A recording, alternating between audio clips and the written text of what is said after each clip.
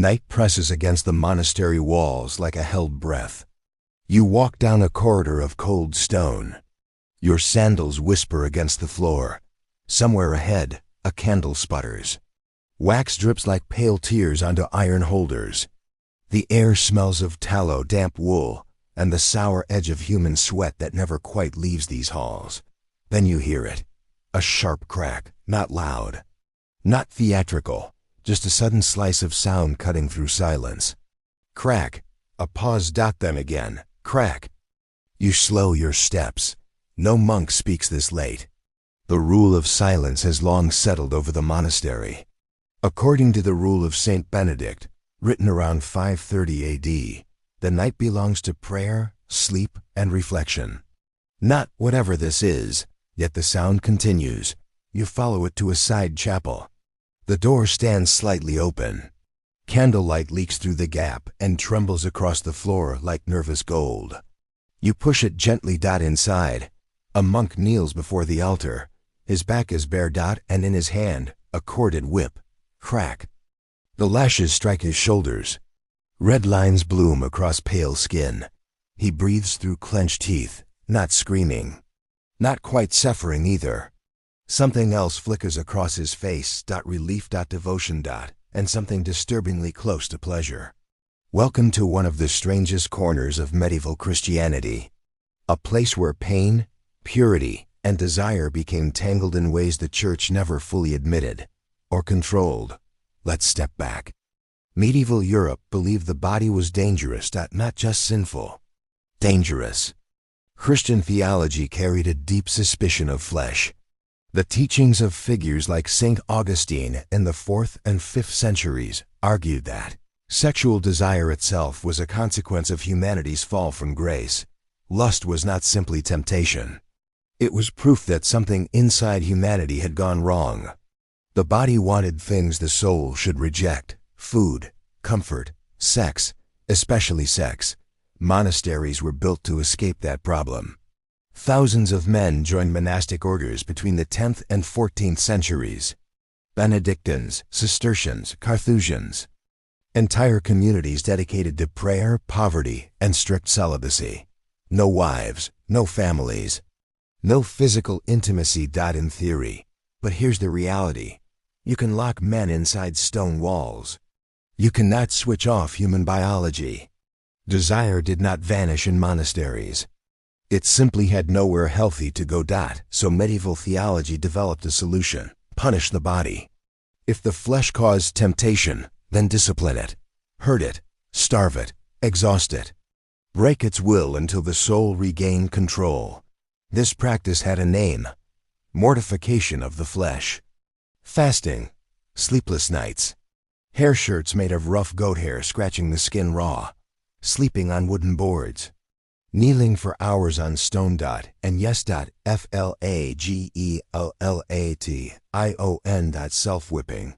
The idea wasn't invented in monasteries. Early Christian ascetics in the deserts of Egypt during the 3rd and 4th centuries already practiced forms of bodily punishment. They believed suffering brought them closer to Christ's suffering. Pain became prayer. By the High Middle Ages, the practice spread widely through Europe. Some monks whipped themselves privately during confession. Others did it in small groups. Some communities built entire rituals around it. In certain monasteries during the 12th and 13th centuries, monks gathered in chapter houses once a week. One by one, they removed their robes, knelt before their brothers, and received lashes across the back. A strange spiritual meeting. Imagine a corporate performance review, except your coworkers beat you with ropes while chanting psalms. History gets weird. But the church approved of the idea in principle. Self-discipline was considered virtuous. Saints like Dominic Loricatus in the 11th century reportedly whipped himself thousands of times during prayer. Yes, thousands. Accounts describe him reciting entire psalters while striking his own body repeatedly. Medieval chroniclers admired his dedication. Modern readers might call it something else. Obsessive. But something else began happening inside monastery walls. Something no bishop openly discussed. Pain began to blur with emotion. emotion blurred with desire. The human nervous system doesn't separate these things neatly. Extreme physical sensation can trigger powerful psychological responses, relief, euphoria, even intimacy, especially in environments built on repression. In monasteries, men lived together for decades, shared dormitories, shared baths, shared labor. No wives, no permitted relationships. And suddenly, there were rituals where men stripped, knelt, and struck one another's bodies under candlelight. You can see where this starts getting complicated. Medieval texts never say it openly. They rarely do when sexuality is involved, but hints appear everywhere. Monastic confessional manuals from the 13th century warn priests about improper thoughts arising during discipline. Some records advise monks to perform flagellation alone rather than in groups, which is basically medieval. Quietly saying things were getting awkward. One monk in a 14th century French abbey confessed to his superior that the act of whipping himself caused feelings he could not explain. The abbot responded with practical advice: whip harder, because obviously the solution to confusing feelings is more confusing feelings. Still, the practice spread beyond monasteries. By the mid-13th century, entire public movements formed around ritual whipping. They were called the Flagellants. In 1260, thousands of people across northern Italy joined processions where men marched through towns, whipping their own backs. They believed collective suffering could cleanse society of sin. And during the Black Death of the 1340s, the movement exploded. Groups traveled from city to city in Germany and the Low Countries, bare backs, blood running down their shoulders, singing hymns while striking themselves with knotted cords. Crowds watched in silence, some prayed, others stared with a fascination they probably didn't fully understand, because pain was becoming spectacle. And spectacle has a way of awakening strange reactions in human audiences, even medieval ones.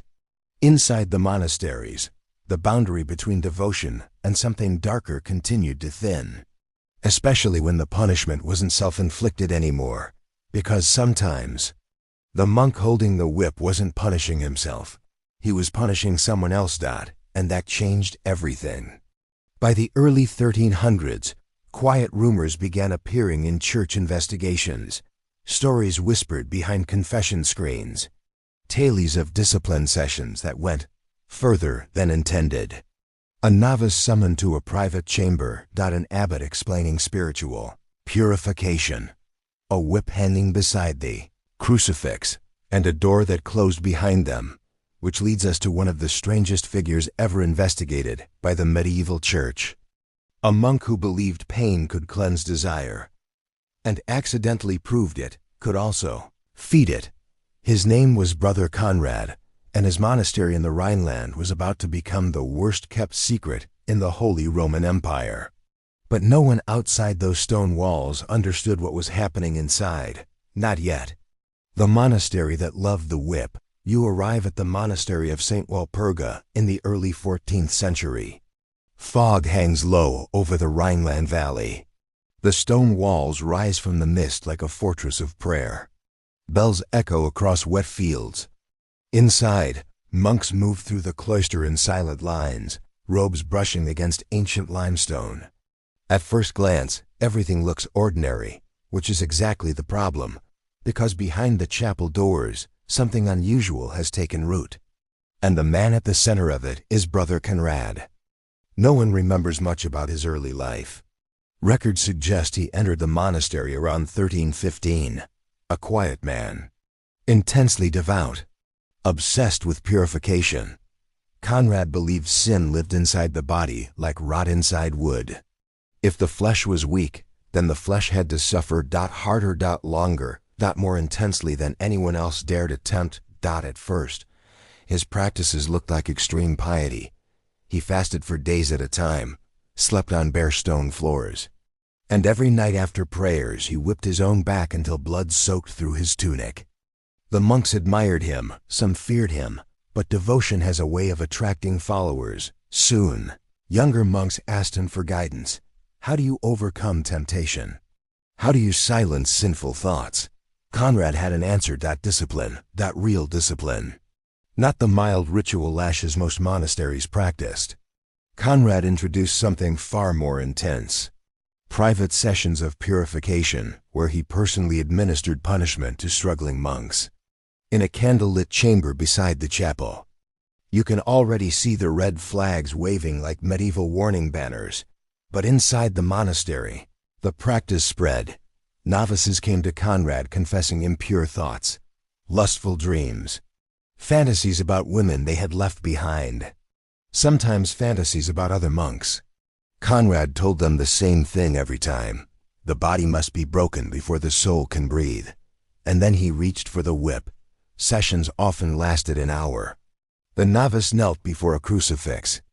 Conrad recited prayers while striking his back with braided cords tipped with small knots.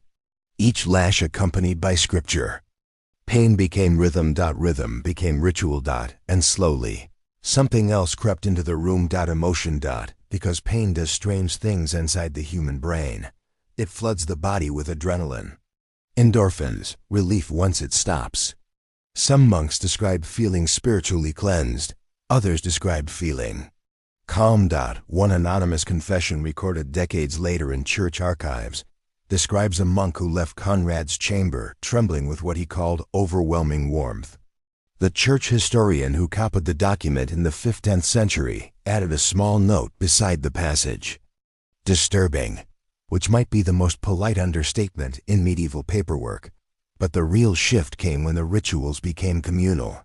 By 1328, Conrad held weekly gatherings where monks voluntarily received lashes in groups. Candles lined the walls. Psalms echoed through the chamber. Robes fell away. Backs bowed beneath the whip. A ritual of purification, or at least that was the official branding. But outside observers started noticing something odd. Travelers staying at nearby guest houses reported hearing singing and cries from the monastery late at night. Local villagers whispered about strange ceremonies happening behind locked doors. And then one monk broke. Brother Matthias. Matthias had joined the monastery as a teenager. By his 20s, he had become one of Conrad's most devoted followers. Too devoted. During confession to a visiting bishop in 1332, Matthias admitted something that stunned the clergy listening behind the screen. He said the punishment made him feel closer to God, but also closer to Conrad. The bishop asked what he meant. Matthias struggled to explain. He described the moment after the whipping stopped, when Conrad helped him stand, when their hands touched, when relief flooded through his body like warmth after winter. He said he began craving the sessions, waiting for them. Dreaming about them. The bishop reportedly sat in silence for several minutes. Because suddenly the problem inside St. Walpurga Monastery was no longer theological. It was psychological. And deeply human. Church investigators arrived the following year. They questioned the monks, examined the chapel chamber, collected testimonies. What they found wasn't a clear scandal. No orgies. No secret brothel. Just something more unsettling. A system where pain, devotion, authority, and emotional dependency had fused into one ritual. Some monks believed the suffering purified them. Others simply needed the attention. And Conrad seemed convinced he was saving souls, which raises a fascinating question. Where exactly is the line between spiritual discipline and emotional control? The medieval church struggled with that question too. The investigation quietly removed Conrad from leadership. He was transferred to another abbey and ordered to stop conducting private discipline rituals. Officially, the case closed. Unofficially, the practice never disappeared. Flagellation continued across Europe for centuries. Some monasteries reduced it to symbolic gestures. Others quietly kept more intense traditions alive. Even outside religious settings, the ritual evolved. By the 18th and 19th centuries in England and France, private clubs existed where wealthy clients paid for whipping as a form of pleasure disguised as moral correction. The Victorians, famously obsessed with propriety, turned it into an entire underground industry, which proves something historians quietly acknowledge. Human psychology rarely changes. Only the explanations do. Medieval monks said pain purified the soul. Victorians said it corrected bad behavior. Modern psychology might call it the complicated relationship between power, control, and sensation. Different vocabulary. Same human wiring. And that brings us back to the monastery corridor where we started. You stand outside the chapel again. Inside, the whip cracks through candlelight. A monk kneels beneath it, whispering prayers while red lines bloom across his skin. Is he punishing himself? Escaping temptation? Or chasing a feeling he doesn't fully understand? 800 years later, the answer is still unclear. Because the line between devotion and desire has always been thinner than anyone in those stone monasteries wanted to admit. And if you listen closely, you can still hear the whip echoing through history.